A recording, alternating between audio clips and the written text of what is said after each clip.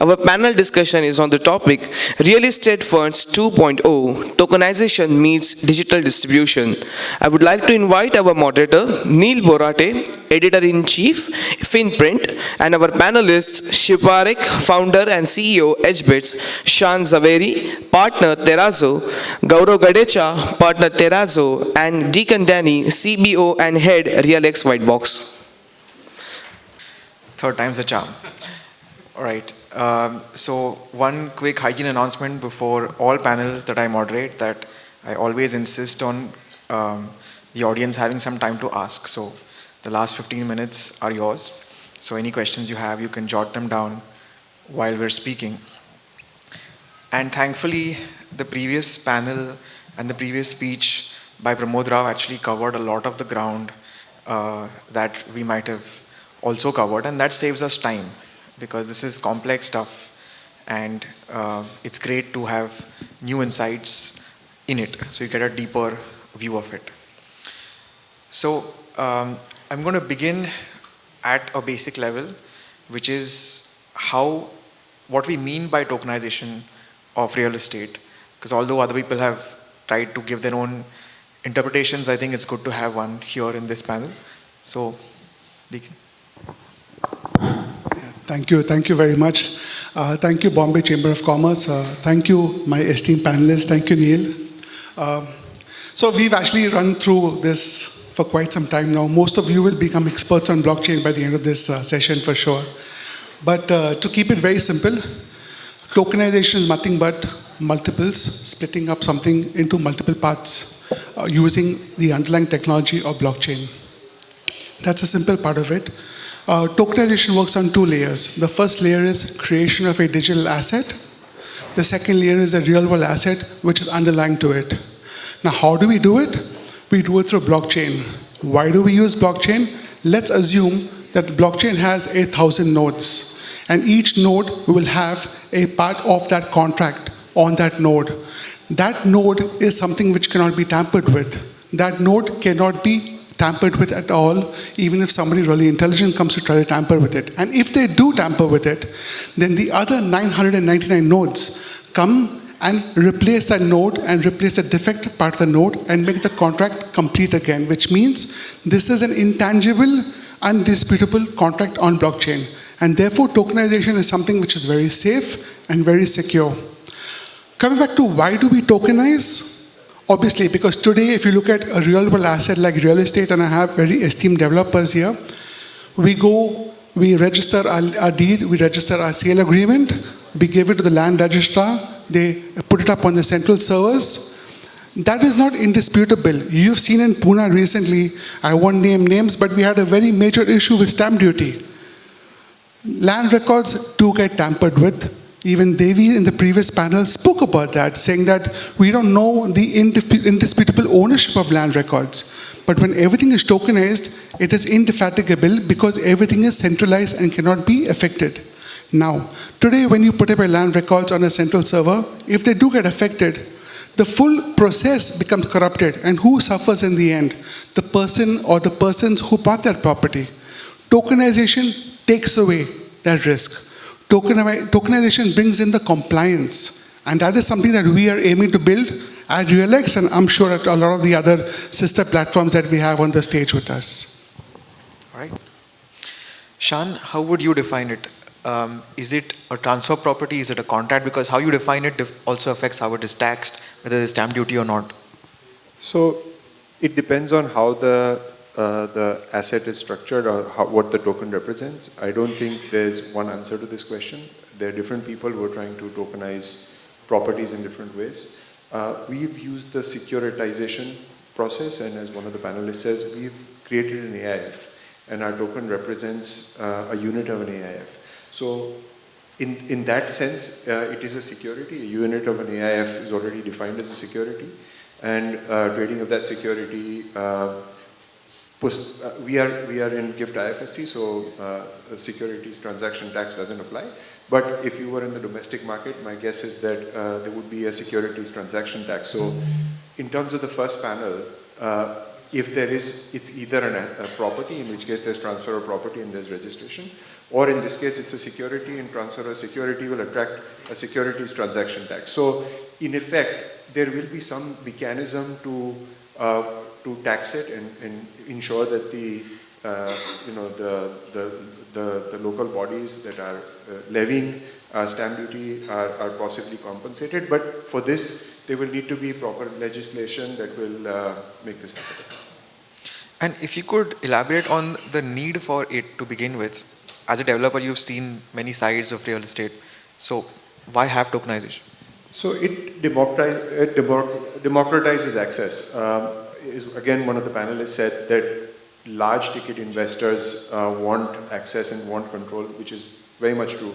But what about all the medium-sized investors? We are not talking about retail investors, but there is a whole spectrum in between. And there are lots and lots of people who currently want to participate. They have to do what is called jugaad. They will have to know somebody. They will participate in some kind of obscure structure where there is no transparency, there's no liquidity, there's no control, there's no oversight. So tokenization solves for that problem. It will democratize access to illiquid or private assets, which in our opinion should be regulated, so as to protect the investor. And as again one of the panelists said earlier, that there will be degrees of regulation depending on the nature of the asset. So depending on the safety of the asset, there could be some grading system. For potentially risky assets, there should be controls, there should be large tickets and large minimum amounts. For safer assets, there could be other controls. If we think of, and again, as one of the panelists said in the previous panel, there will be a loss of revenue, for example, if there is tokenization. But REITs do the same thing, if you think about it. You are effectively taking an asset, securitizing it, making it available to the public, and it becomes tradable. There is no property transfer. You have an economic interest. You have in the form of an equity interest, if it's a REIT unit. In our case, a token is exactly like that. It's on a distributed ledger or a blockchain. It's also dematerialized. So it's very similar to a REIT, but unlike the REIT, which is traded on a public exchange, ours is traded on a private platform. And if you can tell us about the sandbox, about your experience building this out in GIFT. So we took a regulation first approach, and before we did anything, we wanted to make sure that whatever we did was within the confines of regulatory larger frameworks. When we started looking at this, we realized that there was nothing in place. The closest thing, in fact, was a collective investment scheme, and we certainly didn't want to get into that. It was during COVID time, and we couldn't travel, so there was no, from Ahmedabad, we couldn't travel to Mumbai to approach SEBI. So we took the geographically closer path to GIFT IFSC. And when we made a pitch to them, we said we want to democratize access, we want to do it the right way. We want to make sure that we follow the letter of the law, make it safe, and they were very receptive. They said that that's exactly what the regulatory sandbox is for. We were very pleasantly surprised. The GIFT IFSC is a fantastic regulator. They're very open. Their mission is to innovate, and they really hold your hand. In our proposal, we were very clear that we are not going to bypass any of the investor safety parameters to make this possible, and neither were they going to do it. So the sandbox is a controlled mechanism for controlled experiments with safeguards. It doesn't give you a free pass to do whatever you want. There is continuous oversight. There's continuous maneuvering where there is, where they felt that something needed to be done a certain way. We had discussions and we navigated. Similarly, when we faced challenges and we came to them, they helped us navigate. So it's a safe place to make a controlled experiment. And we said, look, this is real people's real money going into a real hard asset. There is no plan B, right? We have to get it right. And they've also agreed. We said, in our case, we have non-resident investors, people who wanted to participate. into these kind of opportunities but don't want to come to India to sign contracts, go to the registration office, go through the hassles. So the sandbox becomes a real opportunity, and I'm sure that soon enough SEBI will have them. I think the RBI also has them for these kind of innovative kind of concepts. And there will be multiple ways of doing this. There is no one right way. There's, SM REITs, multiple ways of doing tokenization. All have a place in the sandbox, in my understanding. Okay. So now let me turn to the other way of tokenization, which is REITs and SM REITs specifically. It's been, I think, 2 years since the first draft on SM REITs came out, right, Shiv? 2 years since the regulation was notified. 2 years since the regulation was notified. Yeah. And I think the first licenses were issued probably a year ago. Yeah, about a year ago. Right. How would you, if you were a neutral outside observer, how would you look at the experiment with SM REITs? Yeah, so let me give a little bit of background on the whole journey of SM REITs. I think, for example, we started our business in 2018. And I think around the time that we started, a couple of other players mushroomed up as well. And the whole idea was similar, that's been discussed across the day-to-day, was enabling access to, in our case and the other players in the space place, enabling access to commercial real estate asset at a smaller ticket size. So the idea, the logic was the same. And I think all of us scaled up to such a degree that SEBI took interest and took note, Mr. Pramod Rao specifically, and he called us in and asked us, do you want regulation around this? And we said, absolutely. We put in what we think the regulation should look like as well. We provided a draft regulation.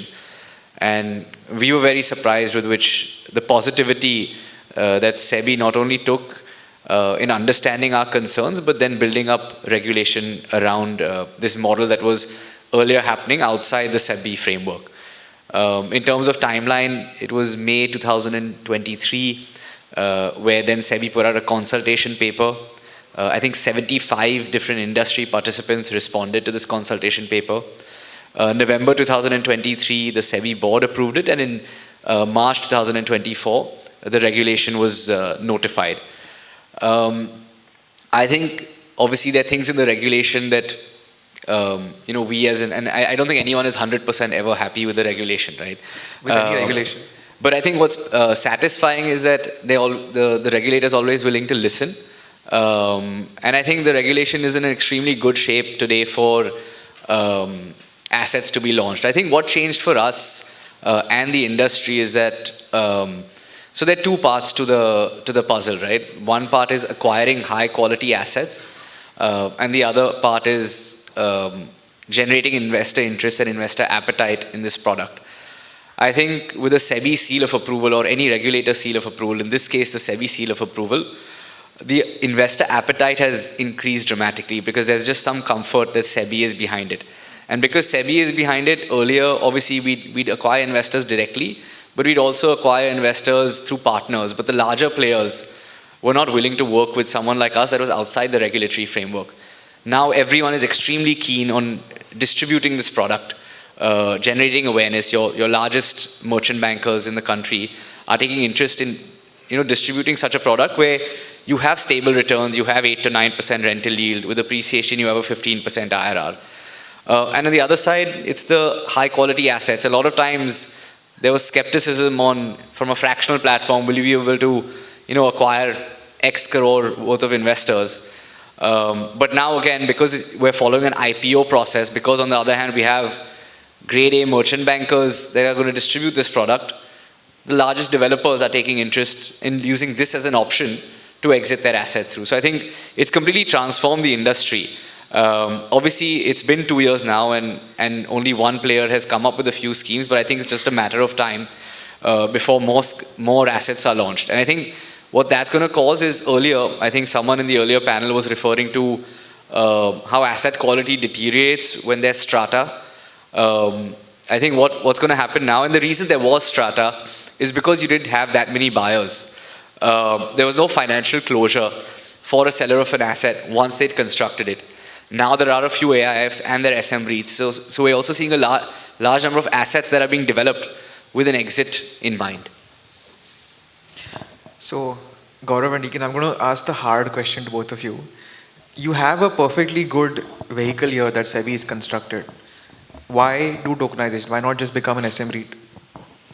So, thank you, Bombay Chambers and Sunil Vai and Ritvik. I would say I'll be one of the, again, youngest member in the panel discussion. But I would say that REITs and SM REITs are the product where your annuity is already been in the cash flows and everything has been designed to that level, and where the developer is already taken out the profit of, I would say, the development in the case of REITs and SM REITs. While I would say in tokenization, where you can participate in the economic benefit while getting into under green development from bottom top, I would say. And that's where the returns are, no doubt the risk is higher, but at the same time, now the developer has got RERA and everything in place to regulate them.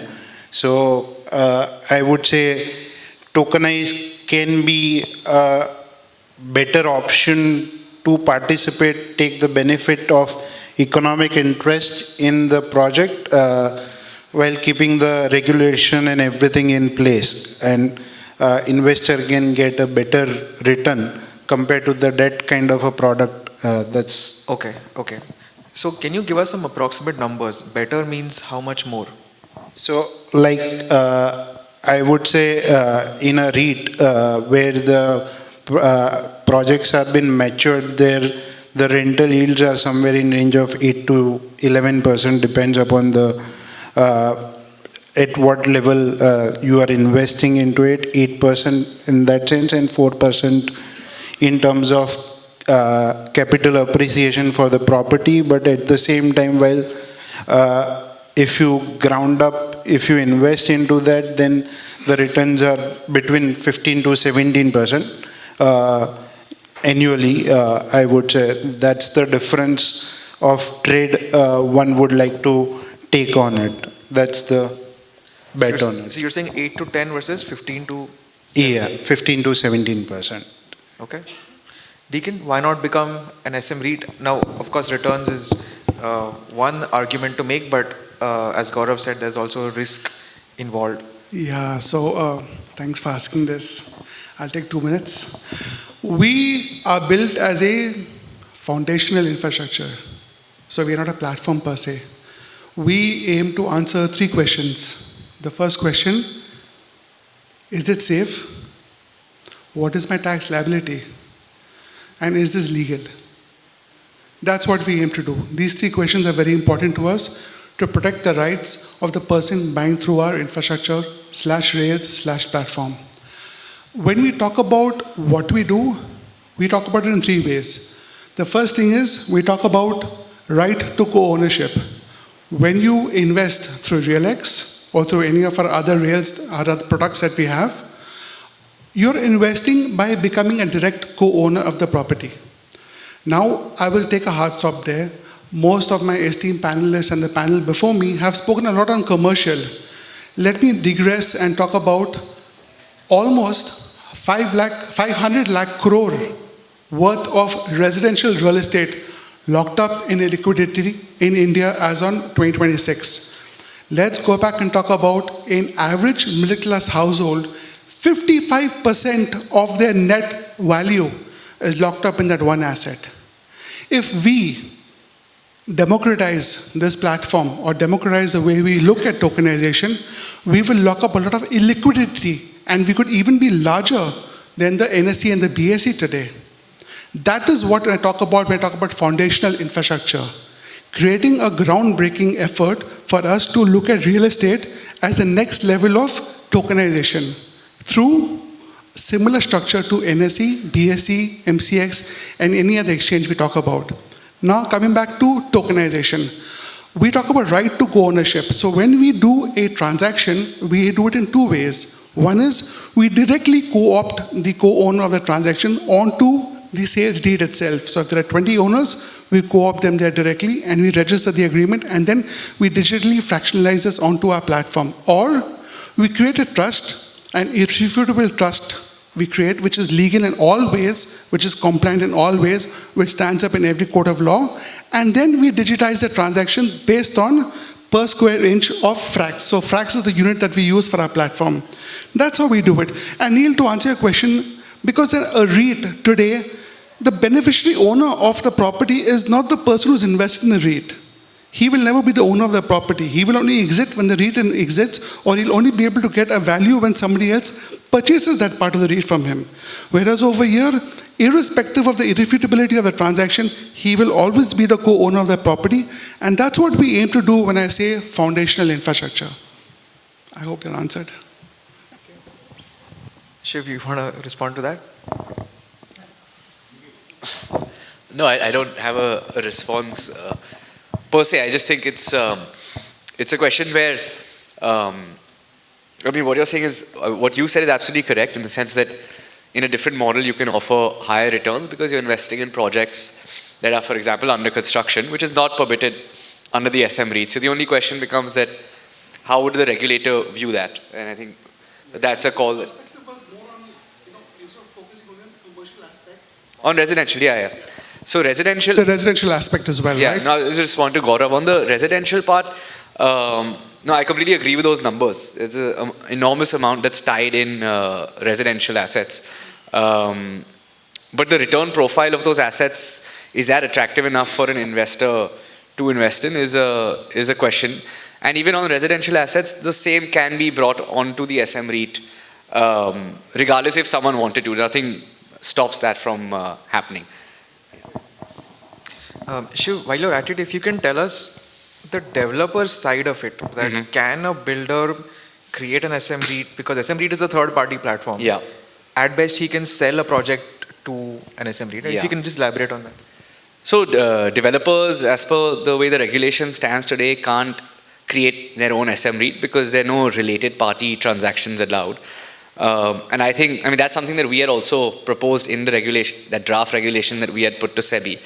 And I think that creates a lot of trust among investors that, they have a third party like ourselves that has negotiated hard on their behalf to get the best price for the asset. So they know that it's not a value maximizing proposition from the developer to just offload their inventory at whatever price the developer feels that a retail investor might buy it at. We in fact have to answer to investors year on year as to what is the valuation of the property today.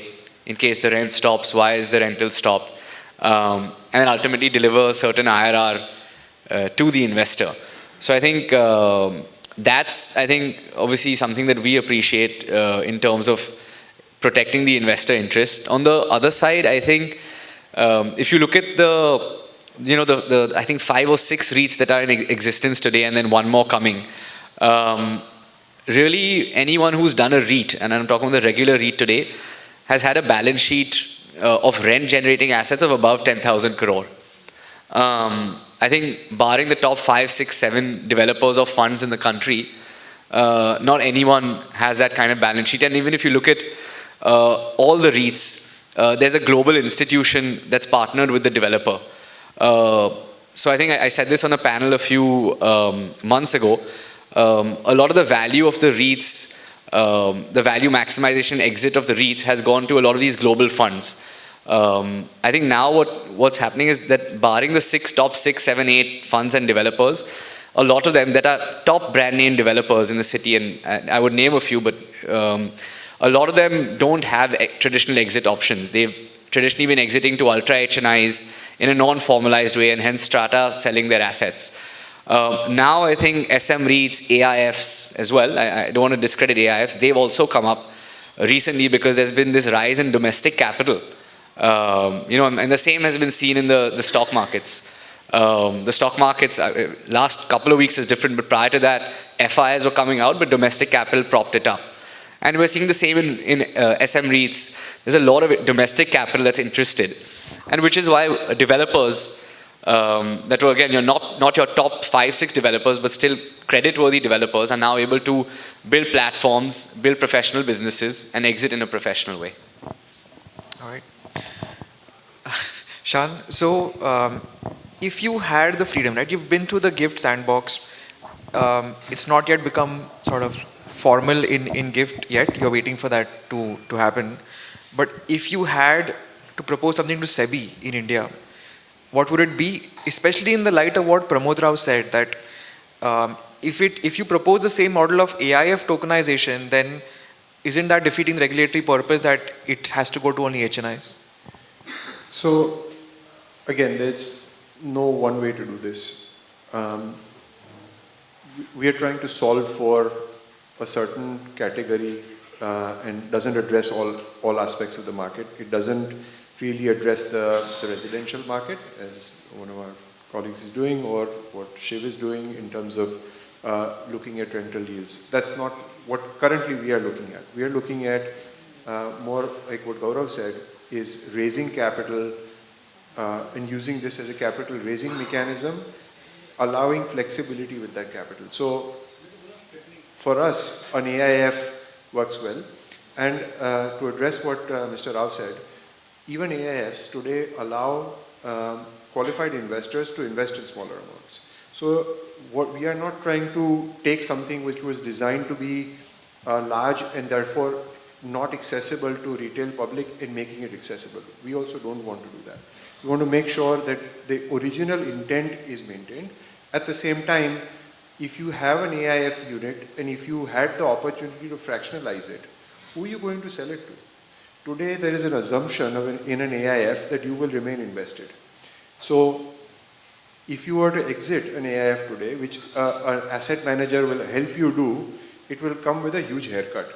There is illiquidity is priced into an AIF unit today. We want to solve for that.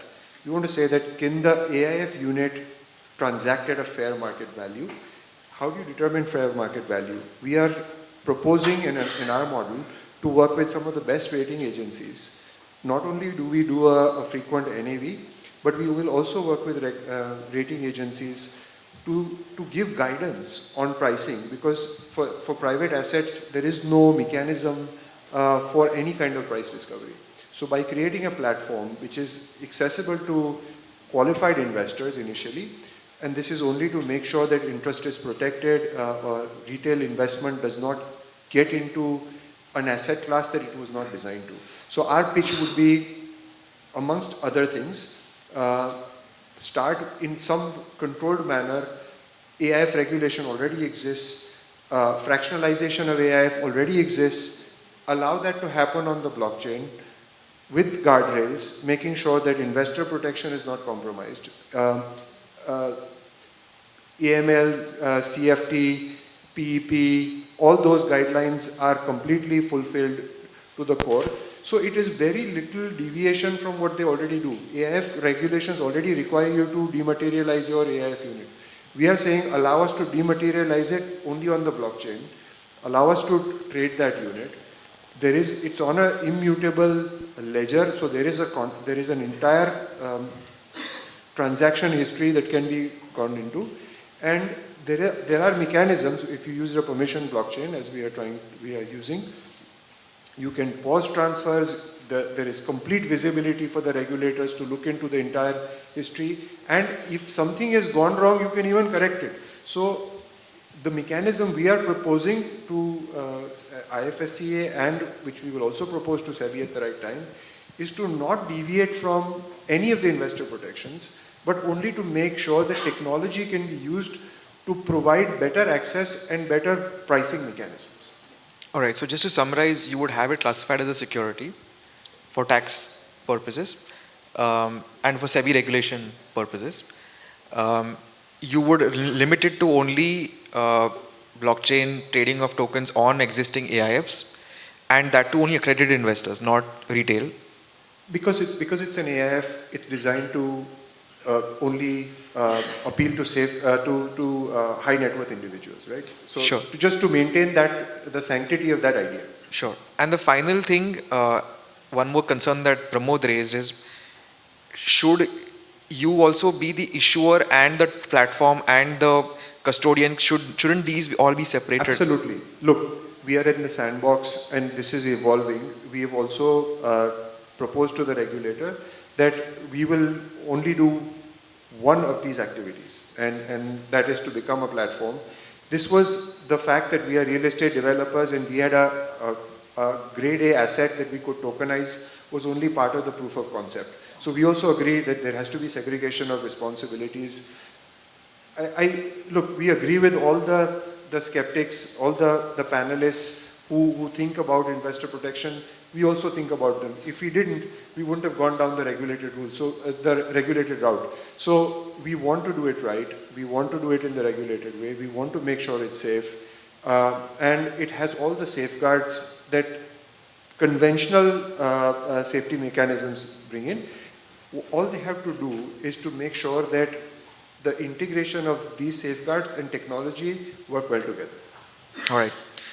Shiv, I'm going to go to you as a last word to represent the SM REIT side of things. Again, same question, blue sky thinking. If you had to suggest to SEBI something that would transform the game for SM REITs, what would that be? I think one is increase the, three suggestions. One is increase the ticket size of assets that are permitted. I think 500 CR is a little bit too small. I think make it maybe 2,000, 2,500, so you can at least have one full building. So there should be a building in an SM REIT, one scheme of the SM REIT. Other is reduce the ticket size from 10 lakh. 10 lakh was good to start with, but make it more liquid. Make it how much? I mean, 1 lakh, 10,000, let it be a journey, that's fine. But, and then one unit, whatever the price of the unit is. And third is the sponsor capital. We have to invest 5% in every asset. That's relatively restrictive from a growth perspective. If you look at AIFs have a minimum, either you have to invest, I forget the exact number, but it's capped at I think 5 crore. So there's a number cap to it. So at least have a number cap, because otherwise 5% is very restrictive if you want to scale quickly. So I think these would be the three main suggestions to the regulator. All right, fantastic. So as I said, the last 10 minutes are given to the audience, and it's also a test of whether this concept is of sufficient interest, whether you guys have understood it enough to ask. So can we pass around the mic, and please use this time to ask.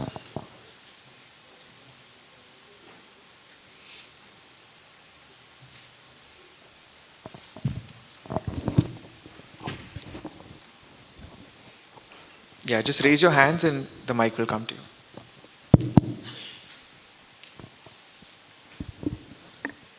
Hi everyone. So I wanted to know a bit more about something that Deakin said about mutating each entry for, let's say, so there are like 300 investors in a property, and then you go and add everyone's name in the sale deed itself, right? So just from an operational perspective, I just want to know a bit more, because that's very interesting. So I spoke about two formats. One was, I said, we created trust deed, okay, and we purchased the asset. And that trust deed is then digitally given in terms of fracs. So for example, if I have 100 people in this room to buy an asset for, say, 100 rupees, I will give 100 people 1 unit each. Yeah. There will be a digital asset created of 100 units, of course. for 100 units for 100 people. That will reflect in the trust deed. Yeah. The trust deed will be irrefutable. It will be a stamp duty paid for 100 units at 100 rupees. Yeah. And everybody's name will not be on the trust deed. The name of RealX will be on the trust deed, but on the blockchain, in their custody wallet, they will have a link to that particular trust deed and the particular number of units they have against that trust deed, which will make it a right of co-ownership for them. No, so that was one of the options. The second option was where you said that... That was for smaller cases. Okay. For smaller cases, yeah. 20 people, 10 people. Those are for large land deals. So just FYI, we did our first transaction in 2019. So we've been learning since then. So all this is a part of the learning journey. But do you think, like down the line, is that a option as well? Because I think that is a much cleaner, much option to do that, which currently you're doing for, let's say, smaller number of people, but is there a way to do that for a larger number of people as well? Because in my mind, that's a much cleaner way to do it. Yeah, You know, if we do that directly, then the director of complaint management from our era will come and speak to me for stamp duty, right? So then there will be a little bit of an issue. So we're trying to get everything onto the digital ownership model right now. Right. We do have a plan. I'll discuss this offline with you. All right. Yes, sir, please go ahead. Hi, my name is Kuldeep Chawla. Anybody can take this. You know, institutional investors, and I've been one, so pardon me for wearing that hat, rely very heavily on things like governance, reporting, cash flow visibility, you know, before they kind of make the investments, particularly in hard asset type of platforms. And how does fractional or tokenization platforms ensure similar standards when the investor base becomes increasingly retail? Because financial innovation should expand access without diluting governance. All right, so Shaan, you can take it first and then I'll go to Shiv. So you're absolutely right. Fractionalizing the asset should not reduce any of the responsibilities associated with that asset as if it were a whole. So in our case, we have a Cat 3 AIF. The entity that manages this AIF is a registered FME with GIFT IFSCA. We are required to do all the compliance reporting that any typical AIF does, similar to what SEBI mandates, GIFT IFSC also mandates. It requires third-party valuation. There is a independent trustee. There is an investment management agreement. All the safeguards available or required for an AIF are also required for what we do. So there is no dilution of governance, responsibility. The AIF manager or the investment manager, in this case, it also happens to be us, is responsible for compliance with all the requirements that would be otherwise. So there is no dilution. In fact, we go beyond potentially what the regulators require. We do all kinds of additional checks because we have global investors. That's what I'd like to hear. What is it that you do? So which are best standards? So, for example, best because global standards. because we have global investors, we do a politically exposed person check. We do sanction list checks. We do exposure checks to any kind of financial fraud which is reported in publications and which is publicly reported. Things that are not technically or as such required under the AIF regulations, but because we are dealing with international investors. But that's spirit rather than letter. And that's what I want to focus on for everybody who answers that question. What is the spirit of what we do? So the spirit remains, be compliant, know your investors, make sure that only those people who are eligible can participate. For example, we can distinguish from jurisdiction because the investment that we have done also needs to comply with FEMA, FDI guidelines. There are certain countries from which investment is not permitted into India. So all the safeguards that you require, as if this was a traditional investment. Let's take tokenization away for 1 minute. Sure. Let us assume that this was a high-ticket investment that is coming into India. The same checks and balances are done regardless of what size the token is. In our case, the minimum investment for every investor, primary investor, is $100,000, similar to about 1 crore that AIFs in domestic market require. The difference is, in our case, the tokens are broken down into $1,000 units, roughly 90,000 rupees at around today's conversion rate. So it is not fractionalized to a very small amount. These are only available to non-resident investors because we are in GIFT IFSC. So I think it absolutely retains the spirit for and the safeguards that GIFT IFSC anyways has for a traditional AIF.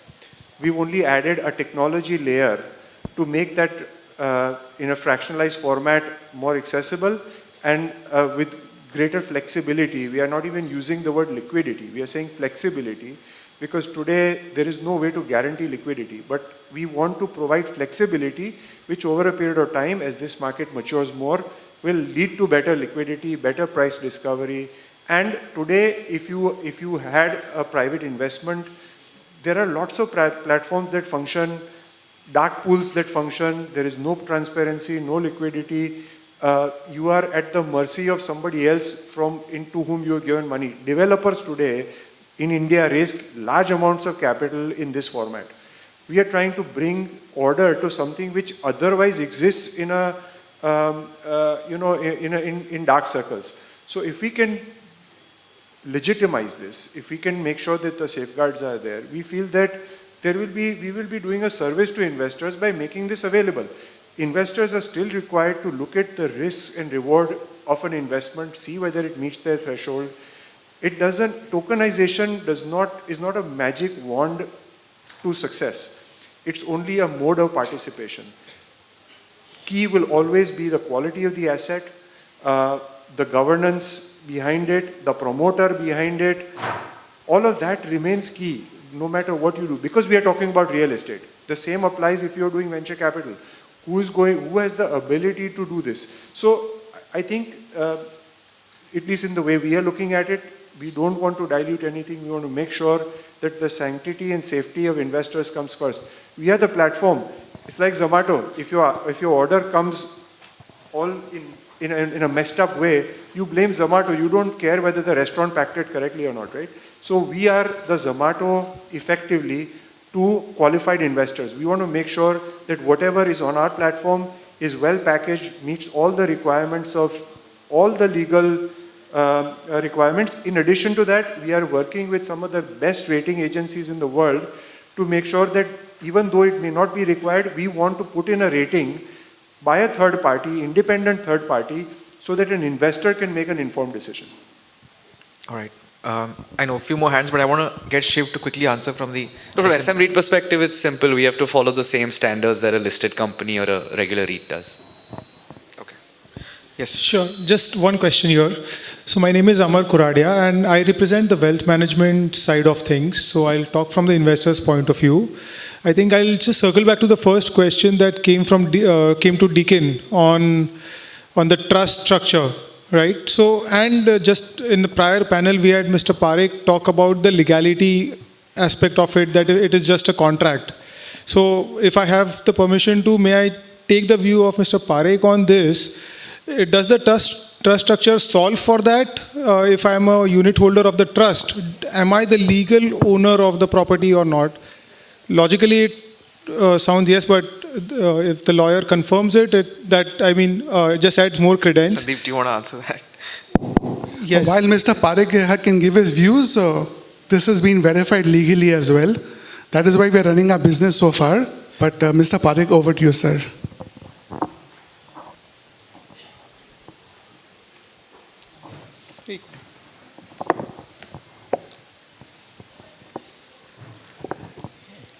You have two Mr. Parekhs. No, so I think this is untested. I think it's an interesting structure, but ultimately, the problem arises when the investors want to sue and they want their money, and very often it will happen when property prices go down, right? So that's when kind of all these issues become very relevant, because then they'll throw the law book at you. And if that happens, like I said, according to me, you stand as a creditor, not as an owner of the asset. But again, that's my perspective. Sure, thank you. If I may just ask one more question. May I just add something 1 second? Sure. While... Sir, I'll just take a moment. We'll have one last question after this. As there is a paucity of time, we'll have one last question. Such an exciting conversation, right? So, while we are creating the primary market, all of us, Sir, Shaan sir said something very important. When you want to exit an AIF, you take a haircut today because you don't have a qualified person to purchase your investment today. And that is the biggest risk we have. The non-visibility today of a secondary market. A secondary market creation is most paramount for us. Then all these questions that come through from everybody will become invisible, because trading will start the way it did. When MCX first started, donkeys years back, people laughed at it, saying, we don't need this, we have Chowpals. Today, look at MCX. Look at the valuation of the Metals and Commodity Exchange of India. That is what I mean by foundational infrastructure. We have to together create the secondary market so we can all, the REITs, the SMs, all of us, commercial, residential, sell our services through tokenized assets. That's all I have to say on this. And I would also like to add one more thing is, like if you buy a Reliance share, you don't take an interest in a Jamnagar or somewhere in specific to economic interest or a asset in that. It's a security again, and this is also a security. So if you invest into it, you've got an economic benefit in the property, in the investment, or it's a security. It's not a ownership driven kind of a per square foot के भाई ये building में आपको ये shop में आपका interest है. So ownership is through security, I would say. Same thing happens here, like a share market. So I'll just add that that's in our model. It's a categorized as a security, and so it's an economic interest like a share in a company. There are other models. There may be pros and cons, but I don't think we can get into it now. Sir, yeah, so actually I had a... We'll have this question as the last one. Actually, I had a follow-up question on the trust deed thing, but that now you have given one more point that it is not for the ownership. It's like you are holding a security. So there is a complexity again. So just on the trust deed thing, sir. So when you make a structure of trust deed, what we as a lawyer understand what is general thing is, there will be three parties. One will be owner, one will be trustee, and one will be beneficiary. So if I'll be given a fraction of it, I'll be mostly considered as a beneficiary. There will be owner. So my name won't be there in a trust deed, then how will I get a title in that?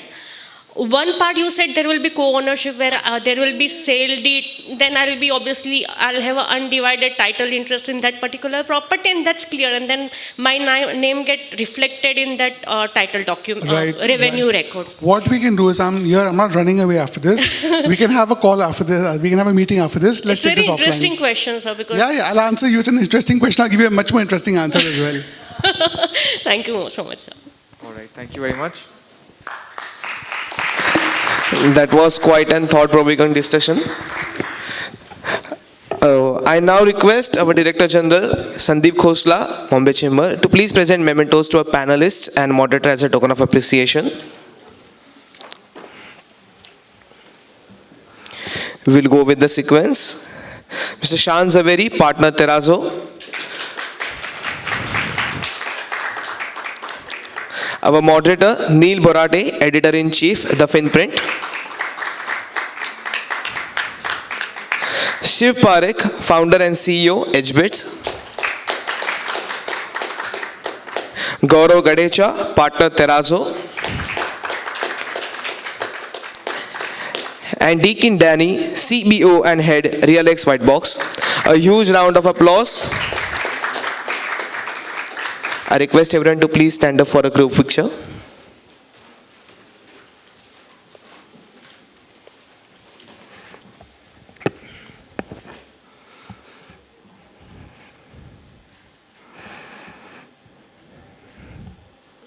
Thank you so much, everyone. As we reach the end of the session, I invite Ashith Kampani, Chair, PE and VC Committee, Bombay Chamber, and Chairman, CosmicMandala 15 Group, to deliver the vote of thanks.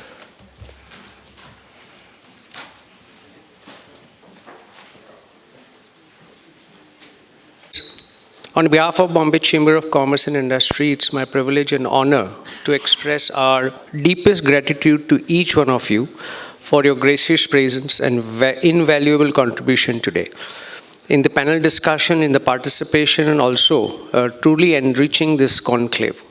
We extend our sincere appreciation to Mr. Shaan Zaveri, Partner Terazo, for setting up the tone for today's discussion.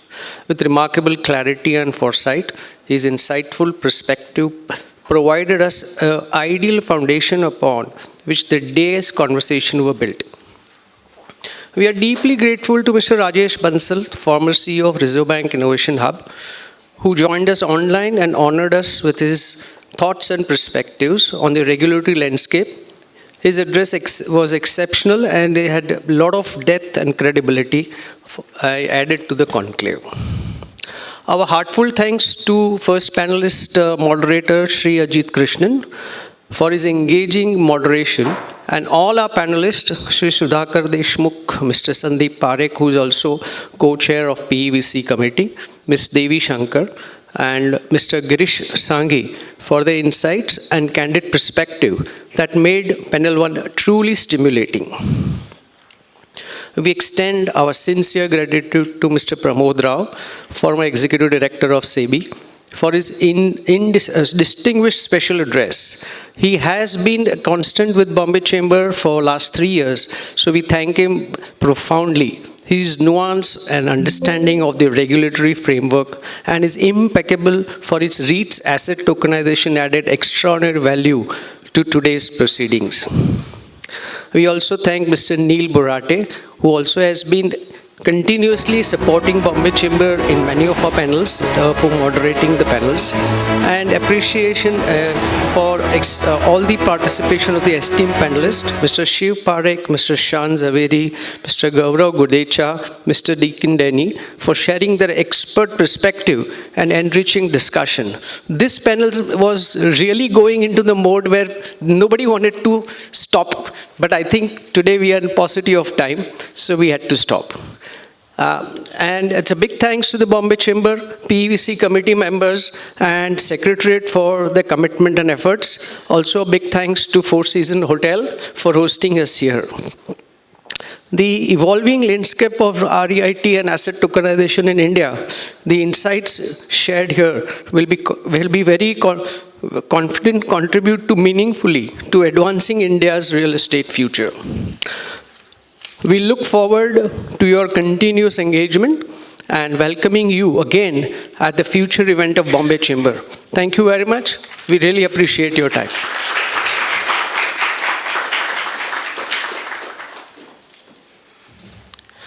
Thank you so much, sir. As you can see, there's a QR code present on the screen. So if you are not a member of Bombay Chamber, you can scan this code and go through the details.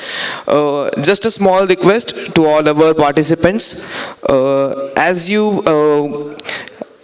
we reach end of the session, I request everyone to please keep your bags when you are leaving this hall, because we need to adjust this place and make it ready for the next event as well. Thank you so much. Have a nice evening.